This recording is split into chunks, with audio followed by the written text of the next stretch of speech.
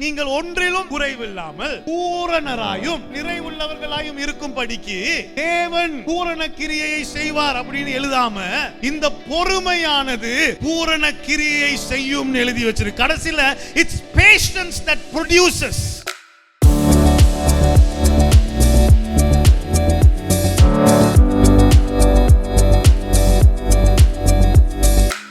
முதலாவது கிறிஸ்தவர்களுக்குள்ள இருக்கிற பிரச்சனை ஒன்று என்ன தெரியுமா? The incomplete understanding of God's financial systems.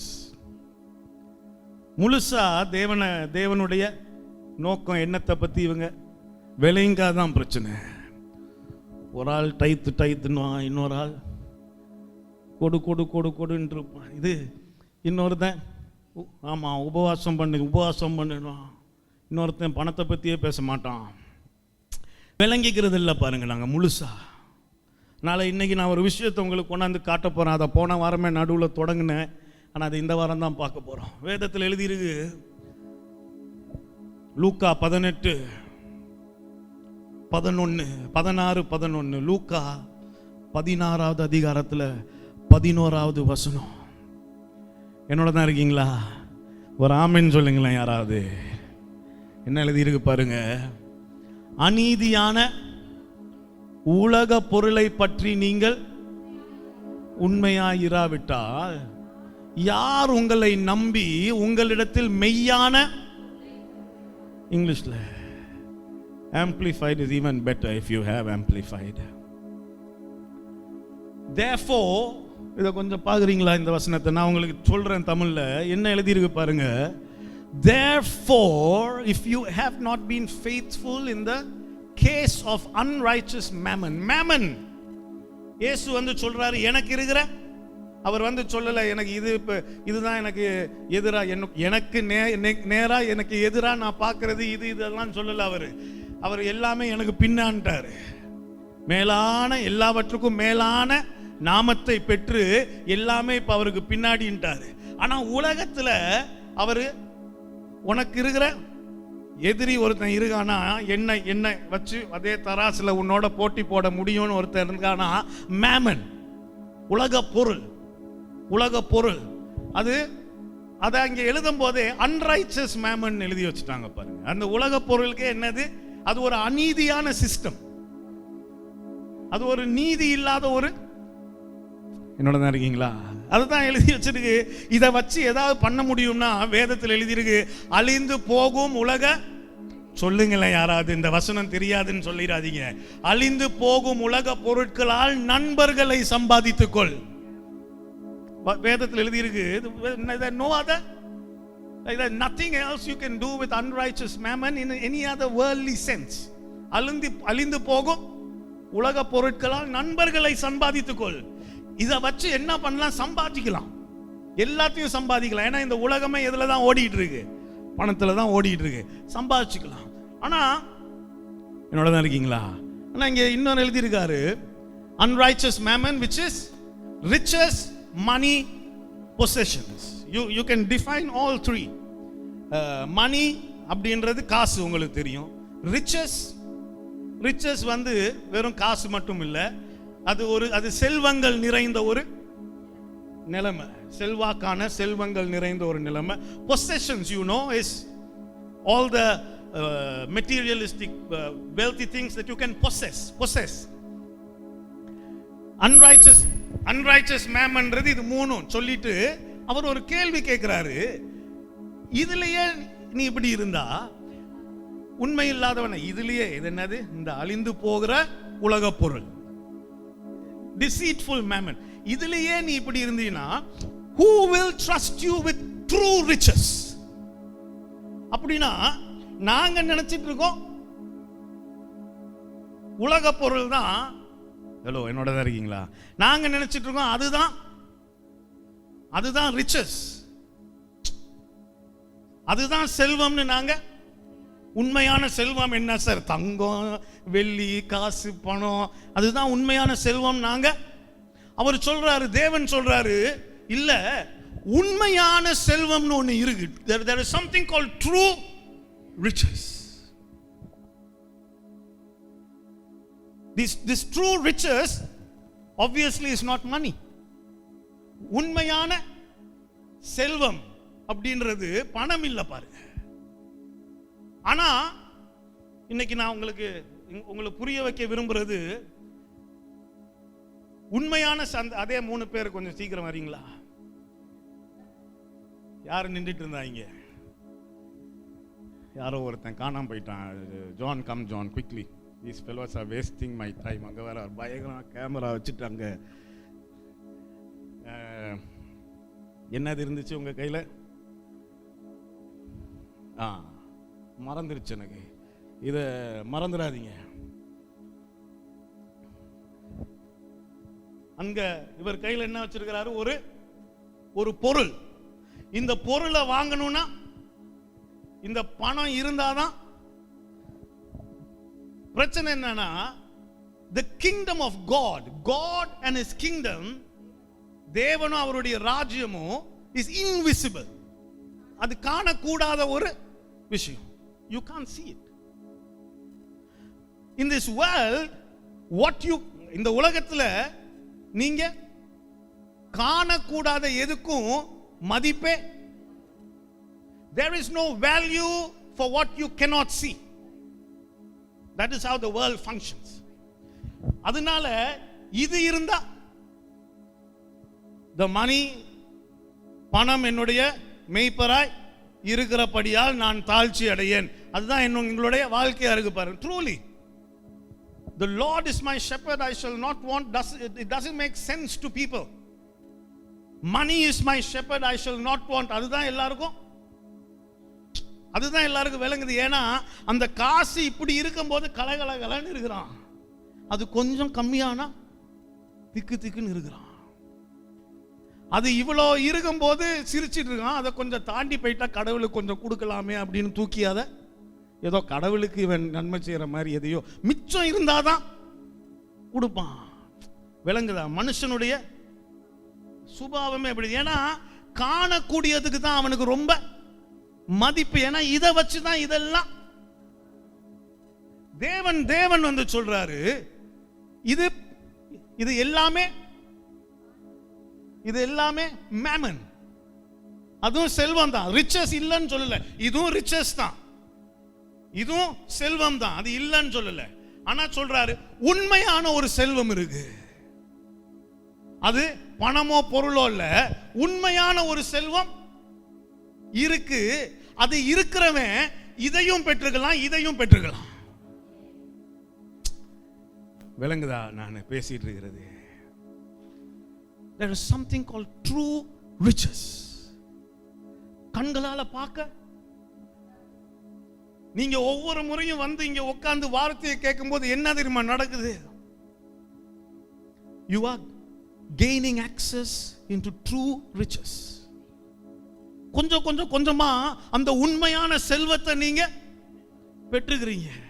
திடீர்னு ஒரு நாள் உங்களுக்கு விளங்குது, ஓ இதை வச்சு ஒண்ணும், ஆனா இது இருந்தா நான் இன்னைக்கு இந்த இடத்துல நின்றுட்டு நாளைக்கு எனக்கு எவ்வளோ பெரிய தேவையா இருந்தாலும் அதை இப்படி உண்டாக்கிடுவேன். போன் போட்டு கெஞ்சி கூத்தாடி எல்லாம் இல்லை. அது என்ன பண்ணுன்னு எனக்கு தெரியும். அதெல்லாம் எனக்கு ஒரு பிரச்சனையே, இதெல்லாம் ஒரு பிரச்சனையே இல்லை. ஓகே, விளங்குதான் நான் சொல்றது? There is something called true riches. Hello, எல்லாம் ரொம்ப சீரியஸா இருக்கீங்களோ? என்னோடதான் இருக்கீங்களா? சந்தோஷமா இருக்கீங்களா? உண்மையான செல்வம் பாருங்க. நானு யூதாஸ் யோசிச்சு பாத்தீங்களா? யூதாஸ் வந்து தேவனுடைய ஒரு among the disciples he was also. அவனும் எல்லாத்துலயும் சீஷனா இருக்கணும்னா அவனும் எல்லாத்துலயும் 12 பேர் அனுப்புனார்ல. இவனும் இருக்கிறனால தானே 12 பேர். அவர் 11 பேர் அனுப்பலையே, போயிட்டு என்னுடைய நாமத்துல இதை செஞ்சுட்டு அதை செஞ்சுட்டுவான்னு. அவருடைய நாமத்துல எல்லாத்தையும் செஞ்சதுல ஒருத்தன் யாரு? ஆனா பணம்னு இந்த மேமன் அப்படின்னு வந்தோன மட்டும் அவன் வலிக்கு அவனுக்கு அதை எப்படி விளங்குனா ஒரு ஆமேன்னு சொல்லி இருக்கணுமே. அவனும் பிசாசை போய் துரத்தி இருக்கிறான், அவனும் போய் சுகமாக்கி இருக்கிறான், எல்லாம் பண்ணி இருக்கிறான். ஆனா இதுகிட்ட தோத்துட்டான் பாருங்க கடைசியில. ஹலோ, நான் பேசுறது விளங்குதா? அதனாலதான் இந்த உண்மையான செல்வத்தை நீங்க முதல்ல என்னன்னு விளங்கிக்கிட்டு அதை நீங்க பெற்றுக்கிட்டீங்கன்னா, இன்னைக்கு நான் ஞானத்தை உங்களோட பகிர்ந்துக்க போறேன். இது ஞானம். ஒரு முறை 2 முறை இல்லை, ஒரு ஆள் 2 ஆள் இல்லை, ஒரு 20 வருஷமா நான் இதை தானே செஞ்சிட்டு இருக்கேன். இந்த 20 வருஷத்துல நான் பார்த்த விஷயங்கள், அனுபவிச்ச விஷயங்கள் அநேகம். உண்மையான செல்வம். போன வாரம் அதுல கொஞ்சத்தை தொட்டேன், முழுசா போக முடியல. முதல்ல ஞாபகம் வச்சுப்பீங்களா? இல்லாட்டி லிண்டா மாதிரி எல்லாத்தையும் எழுதி வச்சுங்க. But it's very important if you can write it down. Ramona and Linda எல்லாம் பார்க்கும்போது கட கட கட. It's very good. இல்லாட்டி அவங்ககிட்ட ஃப்ரெண்ட்ஸ் ஆயிட்டீங்கன்னா நோட்ஸ் எல்லாம்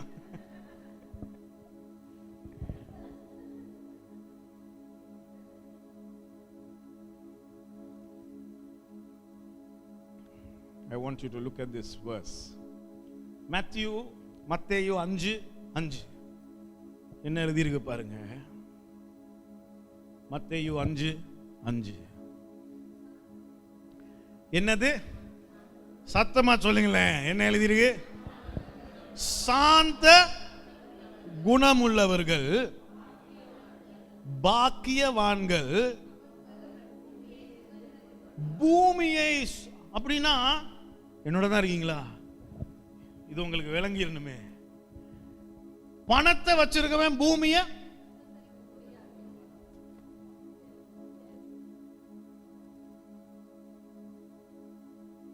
வாசிச்சுட்டு அதை ஒரு 10 முறை வாசிச்சுட்டு எனக்கு அது பயங்கர.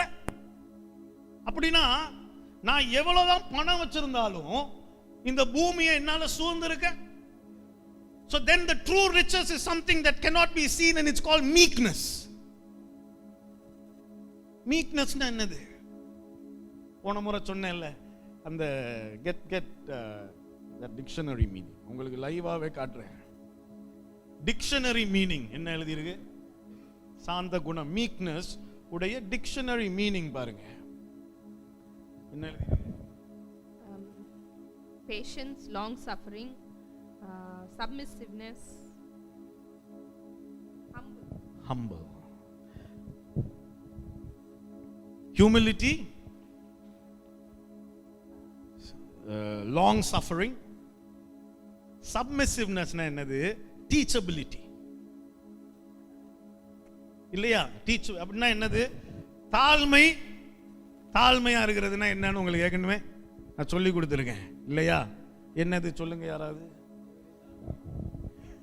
சர்மிளா மட்டும் ஓமா இல்ல, எவ்வளவு முறை சொல்லி கொடுத்துட்டேன். தாழ்மையா இருக்கிறனா என்னது? தேவனை சார்ந்திருப்பது. தேவனை முழுசா வேதத்தில் எழுதியிருக்கு. வேதத்தில் எழுதியிருக்கு, God opposes the பெருமை உள்ளவனை தேவன் வெறுக்கிறார். எதிர்த்து நிற்கிறார். பெருமை உள்ளவனை தேவன், God opposes the proud and gives grace to the humble. Grace is, இதெல்லாம் நிறைய பேருக்கு இந்த கிருபையை தப்பா விளங்கிட்டு சிலர், கிருபை யாருக்கு தானா?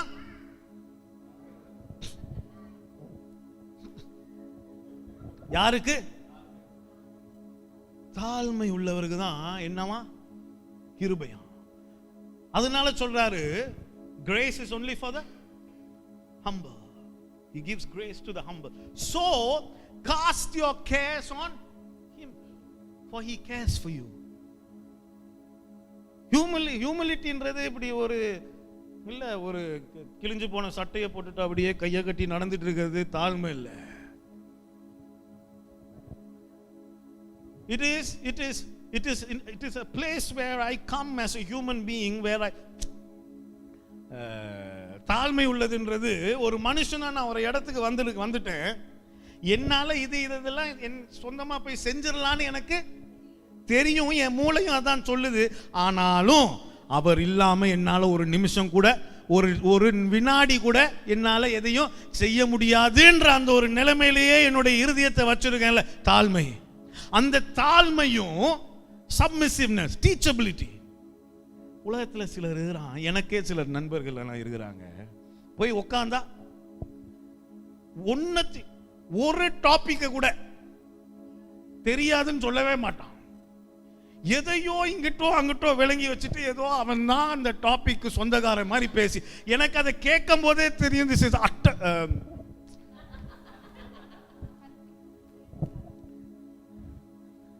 சில நேரம் எனக்கு யோசிப்பேன், டேய், you know, when I sit among great people, நானு மூளை ஒரு ஃப்ளோக்கு போயிட்டா மூளை அப்படி இங்கிலீஷ் மூளை ஆயிருது, ஏன்னு தெரியல.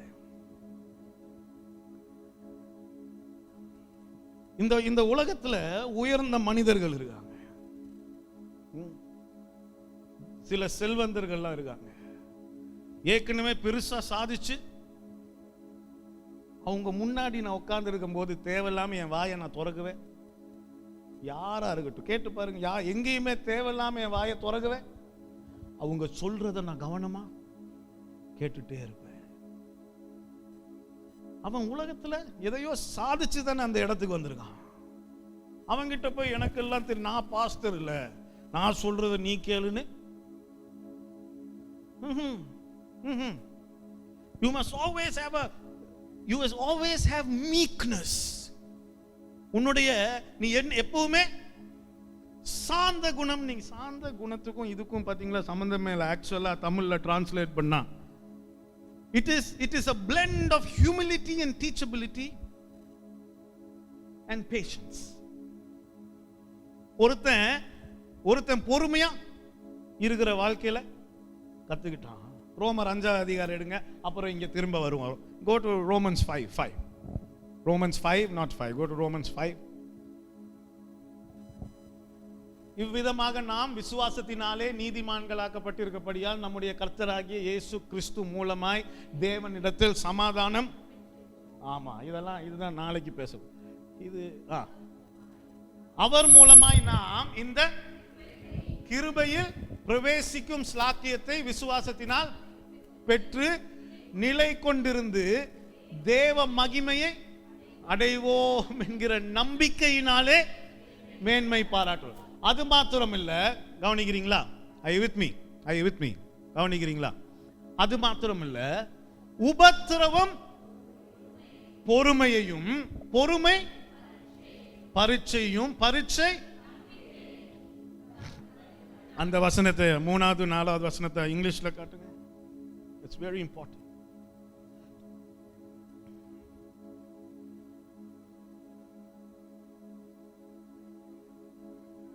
நாலாவது வசனம், என்டியூரன்ஸ். தமிழ்ல 4வது வசனத்துல என்ன எழுதி இருக்கு?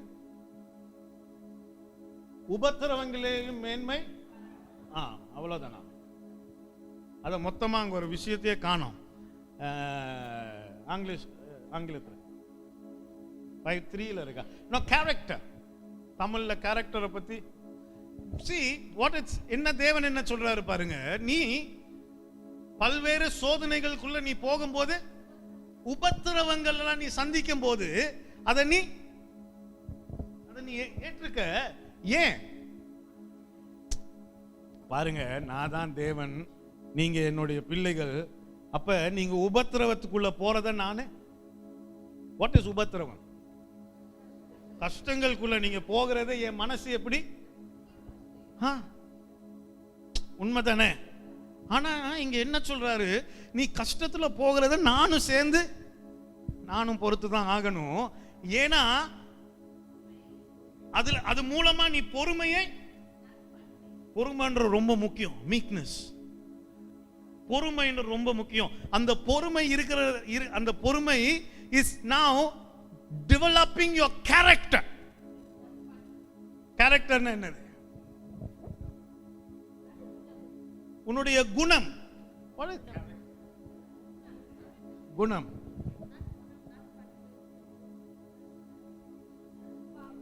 சுபாவம். உன்னுடைய குணத்தையும் உன்னுடைய சுபாவத்தையும் அது உருவாக்குதான். அப்படின்னா தேவனுக்கு எது முதல்ல முக்கியம்? உன்னுடைய this is why I always say your abilities can take you to a place where your character cannot keep you. அப்படின்னா நீ செய்யற உன்னுடைய பெலன், உன்னுடைய தாளந்துகள், உன்னுடைய பெலன்கள் உன்னை ஒரு உயரத்துக்கு கொண்டு போயிடலாம். அந்த உயரத்துல உனக்கு அந்த உன்னுடைய குணம் உன்னை அந்த உயரத்துல வச்சிருக்க முடியாத ஒரு இடத்துக்கு போலாம். ஏன்னா இங்க வலிக்கு விழுந்தேனா இதோட போச்சு. இதே 2 மாடி ஏறினதுக்கு அப்புறம் வலிக்கு விழுந்தேனா இதுவும் போச்சு. விளங்குதா? அதனாலதான் God is so interested in your character than in the riches that you can see. உன்னால காணக்கூடிய இந்த செல்வத்தை விட இந்த காணக்கூடாத செல்வம் அவருக்கு ரொம்ப முக்கியமா இருக்கு. ஏன்னா இதுல நீ பெருகிட்டீனா இதெல்லாம் சர்வசாதாரணமா உன்னை தேடி வரும். விளங்குதா? Seek first the kingdom and முதலாவது தேவனுடைய ராஜ்யத்தை தேடு, இவைகள் எல்லாம் கூட அது உனக்கு பின்னாடி நன்மையும் கிருபையும் உன்னை. அது எப்படி என்ன தொடருது? எந்த சுபாவத்தை? Hello. Blessed are the meek. Blessed are the meek.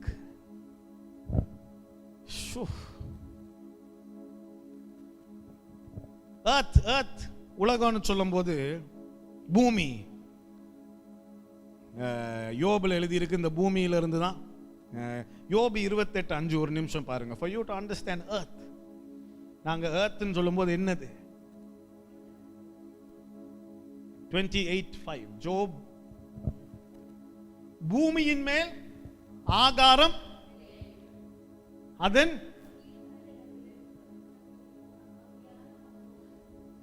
the earth இங்கிலீஷ்ல காட்டுங்க, easy to understand. As for the earth, out of it comes bread.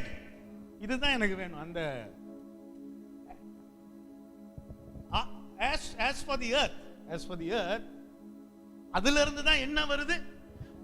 பிரெட்ன்றது வெறும் சாப்பாடு மட்டும் இல்ல, உலக பொருள் எல்லாமே. Like you understand, bread can எல்லாமே இந்த உலகத்துல இருந்தா அப்ப you will inherit the earth. னா என்னத்தை?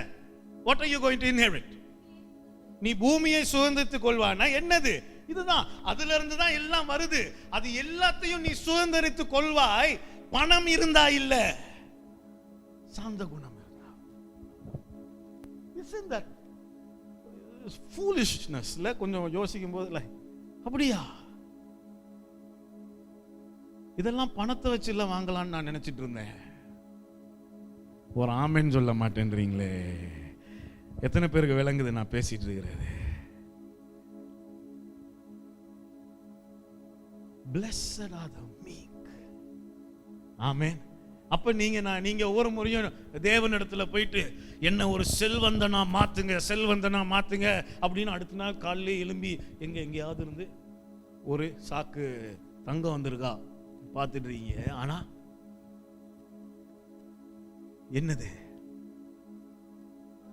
உங்களுக்கே தெரியாம நீங்க மாறிட்டு இருக்கிறீங்க. ஒவ்வொரு முறையும் நீங்க அவர்கிட்ட உட்கார்ந்து கேட்கும் போது அவர் உங்களை கண்டுக்காம விடல. நீங்க கேட்கிறத உங்களுக்கு கொடுக்கிறதுக்காக உங்களை முதல்ல ஒரு ஆமென் சொல்ல மாட்டேன்றீங்களே. விளங்குதா? நானு தேவனை அறிந்து கொண்ட நாள்ல உடனே எல்லாம் எனக்கு ஒண்ணு அப்படிலாம் ஒண்ணு நடக்கல. ஆனா ஒவ்வொரு முறையும் நான் அவர்கிட்ட போய் ஜெபிக்கிற நேரத்துல என்னத்தை தெரியுமா மாற்றினாரு? என்னுடைய சுபாவத்தை மாற்ற தொடங்கினாரு. என்னுடைய மனநிலை, சாந்த குணம். என்கிட்ட வந்து உட்கார்ந்தவங்க எல்லாம் நீங்க பார்த்தா அவங்களுக்கு விளங்கி இருக்கும் என்ன இருக்கும் எப்பவுமே தேவன். அப்ப சாந்த குணம்ன்ற நான் திரும்பவும் சொல்றேன், என்னது? தேவனை சார்ந்து எப்பவுமே டீச்சபிலிட்டி, படித்துக் கொள்ற ஒரு, கற்றுக்கொள்கிற ஒரு இருதயம். அப்புறம் பேஷன்ஸ், பொறுமை. பொறுமை பொறுமை எதுக்கு இந்த பொறுமை? யாக்கோபுல அவர் அழகா எழுதுறாரு. எந்த வசனம்? ஜேம்ஸ் 1, என்னது 1வது அதிகாரம். இந்த வசனத்தை பாருங்க. இந்த வசனத்தை எதுக்கு, எத்தனை பேருக்கு மனப்பாடமா தெரியும்?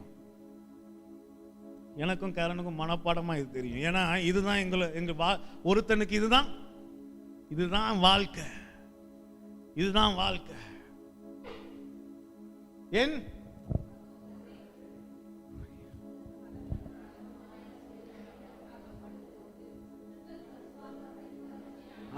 அங்க நிறுத்திடுவோம், அங்க நின்றுவோம். உன் விசுவாசத்தின்,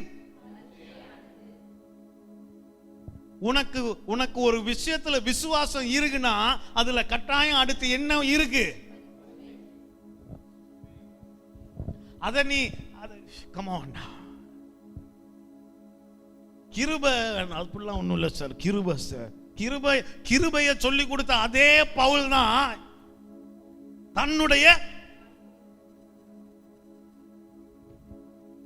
அவர் தான் எழுதி சொல்றாரு, பலவித, என் சகோதரரே கேக்குறீங்களா, நீங்கள் பலவிதமான சோதனைகளில் அகப்படும் போது நீ சோதனையிலேயே அகப்பட மாட்ட, உனக்கு கிருபை இருக்குன்றது அப்போ ஒரு பொய்.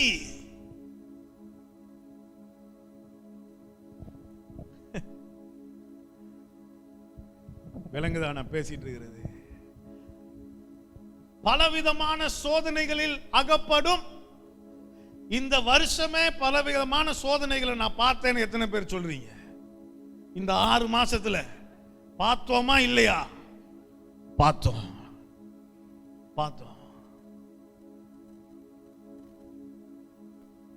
நாங்க டெய்லியும் பார்ப்போமே. எங்களுக்கு இப்ப அப்படிலாம் இல்லைன்னா போர் அடிக்கிற மாதிரி இருக்கு. டெய்லி ஏதாவது ஒண்ணு வந்தாதான் அப்படின்னா வாழ்க்கை சரியா போயிட்டு இருக்குன்னு அர்த்தம். எல்லாத்தையும் போறவன் வரவன் எல்லாம் பிடிச்சு அவர் பரீட்சை பார்க்கறது இல்ல. தன்னுடைய பிள்ளைகள் அடுத்த படிக்கு போகணும்னா அவனுடைய விசுவாசம் பரீட்சை பார்க்கப்பட வேண்டும்.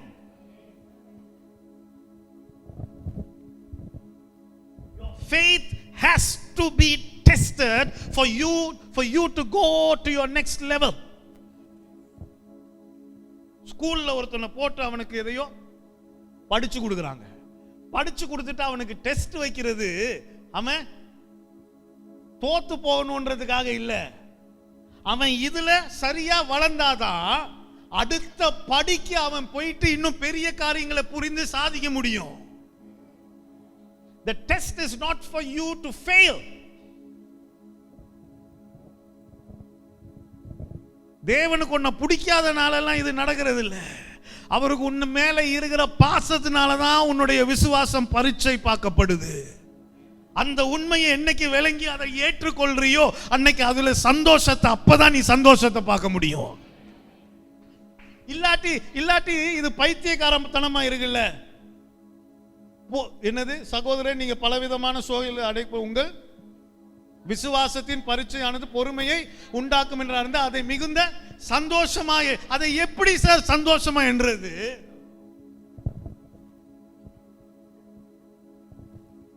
அடிப்பட்டவனுக்கு தான் தெரியும். எனக்கு இன்னொரு டயலாக் ஞாபகம் வந்துச்சு, ஆனா அதை சொல்ல முடியாது. அடிபட்டவனுக்கு தான் தெரியும் அதோடைய, அதை எப்படி சந்தோஷமா.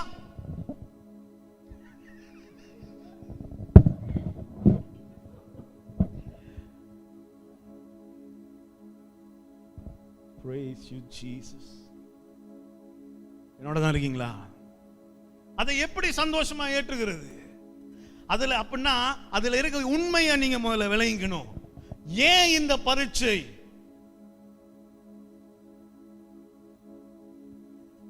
எவ்வளவு வருஷத்துக்கு முன்னாடி நான் அந்த வார்த்தையை சொன்னேன்? 5 years ago. 5 வருஷத்துக்கு முன்னாடி என்ன சொன்னேன்? நீங்க கண்டிப்பா டைரக்ட் பண்ணுவீங்கன்னு சொன்னீங்க. இந்த தேசமே உன்னை அறிகிற ஒரு டைரக்டரா நீ மாறுவேன்னு சொன்னேன். டைரக்டரா. அதுக்கப்புறம் என்ன நடந்துச்சு? இதுதான் முக்கியம். நேத்து என்ன நடந்துச்சுன்னு எனக்கு கடைசியா எனக்கு முதல்ல என்ன முக்கியம்னா, நான் அந்த வார்த்தையை சொன்னோன்னே என்ன தெரியுமா நடந்துச்சு? பரீட்சை பார்க்கப்பட்டாங்களான்னு கேட்டா நல்லா வச்சு எவனோ ஒருத்தன் வண்டியில பெட்ரோல் திருட வந்திருக்கான். நைட்ல பெட்ரோல் திருட வந்தவன் அப்படிப்பட்ட ஒரு புத்திசாலி, வெளிச்சத்துக்கு லைட்டரை ஆன் பண்ணியிருக்கான் பெட்ரோல் எடுக்கிறது. வண்டி கத்தி வண்டியே எரிஞ்சு போயிருச்சு. நெக்ஸ்ட் டே நைட்ல என்னடான்னு ஓடி வந்து பார்த்தா என்னத்தை காணோம், வண்டி அங்க எரிஞ்சு சாம்பலா கிடக்குது.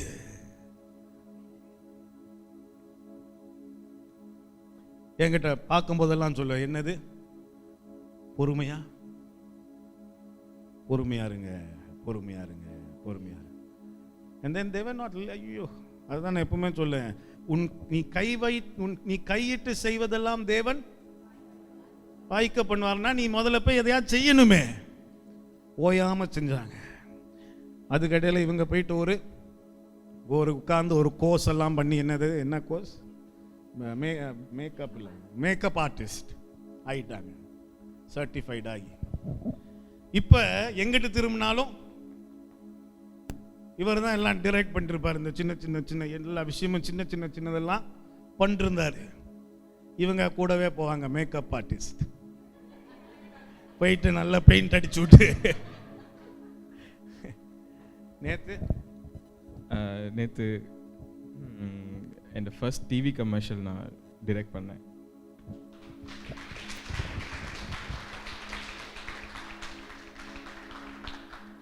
தேவன் சொன்னாருன்னா அதை கட்டாயம், அவர் சொல்றதை செய்யாம இருக்கவே. ஆனா அதுக்கு முன்னாடி என்ன நடக்கும்? அது ஏன் நடக்குது? இப்ப இவங்க 2 பேரும் பொறுமையை கற்றுக்கிட்டாங்க. தேவனை சார்ந்து வாழ ஒரு கமர்ஷியலை உண்டு பண்ணிட்டேன்டா, நான் தான் இப்ப ராஜான்னு. why before that God has to shape your character. அதுக்கு தான் உன்னுடைய விசுவாசத்தை பரீட்சை பார்த்துட்டு அப்புறம் அடுத்த லெவல்ல வாழ்க்கைன்றது நியூமரிக்கல்ஸ் மாதிரி, நம்பர்ஸ் மாதிரி. 0ல தொடங்கி 1 2 3 4 5 6 7 8 9 வரைக்கும் போகுது. அதுக்கப்புறம் அடுத்த படியில 0ல இருந்து தான் தொடங்குது. விளங்குதா உங்களுக்கு? 0 to 9 is a level, and after that again it's 0, but on another level. 10 11 12 13 14 15 16 17 18 19, then it is 0 on another level. 20 21 22, இப்படிதான் வாழ்க்கை. ஆனா அந்த ஒவ்வொரு லெவலும் நீங்க மேலே ஏறி போகணும்னா எது முக்கியம்?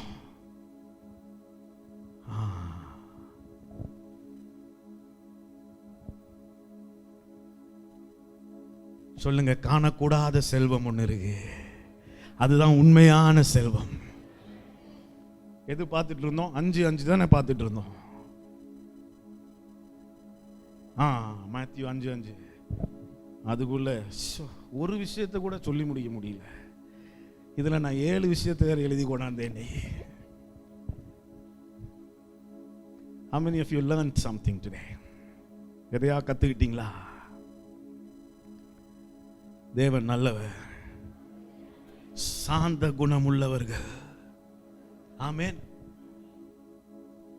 நம்ம இதை இன்னும் முடியல. யாக்கோபு 1:4 3 அதை பார்த்துட்டு வந்துருவோம். இருங்க, There is a very important thing that you have to learn there. என்னது அந்த வசனம் சகோதரரே? ஆமா, இனிமே நான் அதை கேட்கும் போதெல்லாம் கட கட கடன்னு சொல்லிடணும்.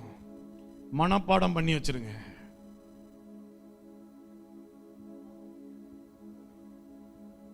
உங்கள் விசுவாசத்தின் பரீட்சை அங்கதான் நிறுத்திட்டோம். பரீட்சையானது, இந்த விசுவாசத்தின் பரீட்சை என்னத்தை உண்டு பண்ணுது? சத்தமா சொல்லுங்க. பொறுமையை உண்டு பண்ணுது. ஆமென். Blessed are the meek. We are still there. What is meekness? Meekness is also a blend of humility, patience and teachability. It's a blend of that is meekness. So then you have to understand patience. அப்படின்னா இந்த பொறுமையை நீங்க விளங்கிக்கணும். பொறுமைனா, பொறுமை எப்படி ஒருத்தனுக்கு பொறுமை வருது அப்படின்னு வேதம் அழகா சொல்லி இருக்கு பாருங்க. என்ன நடந்தாலும் நீங்க என்ன உடனே பண்ணுவீங்க?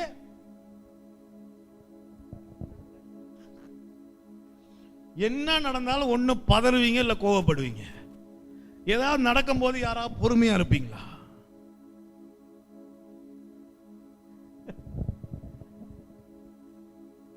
வெளியிலேயே அப்படின்னா அப்ப வீட்டுக்குள்ள எப்படி இருக்கும்? கொஞ்சம் யோசிச்சு பாருங்க. வெளியிலேயே உடனே கோபம் தான் வருது அப்படின்னா வீட்டுக்குள்ள இன்னும் தாராளமா வரும். உங்களை பரீட்சை பார்த்து என்ன, அதன் மூலமா என்ன நடக்குது? Show very important. உன்னை பரீட்சை பார்த்து உடனே நீ கேட்கறத உனக்கு கொடுக்கறது இல்ல, பொறுமையை உண்டு பண்றாராம். நீ ஒரு இடத்துக்கு வந்துடுற வாழ்க்கையில எது நடந்தாலும் அசையப்படாம அமைதியா இல்ல இல்ல, தேவன் எல்லாவற்றையும் எனக்காக நன்மையா மாத்தி கொடுப்பார். என்ன நடந்தாலும் அதை நன்மையா எனக்கு மாற்றி கொடுப்பார் அப்படின்ற ஒரு இடத்துக்கு நீ வந்து அந்த பொறுமையை கட்டுகிற, பொறுமை உண்டாகுது. அதுக்கப்புறம் 4வது வசனம், இந்த பொறுமை வந்தோன்னு அடுத்து என்ன நடக்குது? என்னோட தான் வாசிக்கிறீங்களா? என்னோட தான் இருக்கீங்களா? சேர்ந்து சொல்லுங்க. நீங்கள் ஒன்றிலும் குறைவுள்ளவர்களாயிராமல், நீங்கள் ஒன்றிலும் குறைவுள்ளவர்களாய், நீங்கள் ஒன்றிலும் குறைவுள்ளவர்களாய்.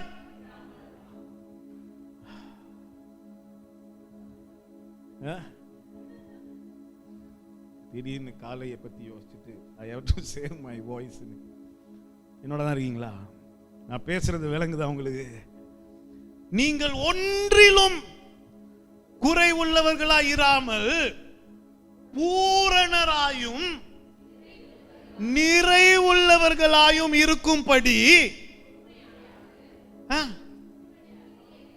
தேவன் தன்னுடைய பூரண கிரியையை செய்கிறார் என்று எழுதியிருக்கணும்.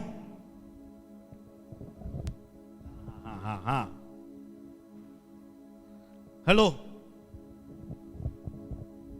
நீ எல்லாவற்றிலும், நீங்கள் ஒன்றிலும் குறைவில்லாமல் பூரணராயும் நிறைவுள்ளவர்களாயும் இருக்கும் படிக்கு தேவன் பூரண கிரியையை செய்வார் அப்படின்னு எழுதாம இந்த பொறுமையானது பூரண கிரியையை செய்யும் எழுதி வச்சிருக்கு. கடைசியில it's patience that produces.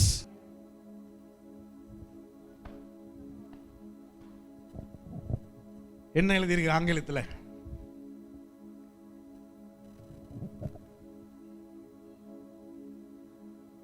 But let endurance and steadfastness and patience have, இது என்னதுமா? NKJV காட்டுங்களேன். இல்ல NKJV அந்த அங்க இருக்கு. But let patience have its perfect work, that you may be perfect and complete and lack. இந்த பொறுமை தான் உனக்கு என்னத்தை கொண்டாந்து கொடுக்க போகுது? குறைவில்லாத வாழ்வு, பரிபூர்ணமான வாழ்வு, நிறைவான வாழ்வு. அது யாரு கொண்டாந்து கொடுக்க போறாமா? தேவன் இல்ல அதை பண்ணணும். அது கடவுள் தானே பண்ணா, உங்ககிட்ட வரதே அதுக்கு தானே. அவர் சொல்ற நீங்க என்கிட்ட வா, நான் என்ன பண்றேன், உன்னுடைய சுபாவத்தை குணத்தை உருவாக்குறேன், சரி பண்றேன். அது சரியாகும் போது அது மிச்சது எல்லாத்தையும் ஒரு ஆமென் சொல்ல மாட்டீங்களே. சாந்த குணம் உள்ளவர்கள் பாக்கியவான்கள், அவர்கள் இந்த பூமியை சுதந்திரித்துக் கொள்வார்கள். ஒரு ஆமென் சொல்லுங்க. ஆமென். நேரம் ஆயிடுச்சு. இதுக்கு மேல இது ஒண்ணே இன்னைக்கு போதும்னு நினைக்கிறேன். இதுக்கு மேல இதுக்கு போக முடியாது. அடுத்த வாரம் படிப்போம்.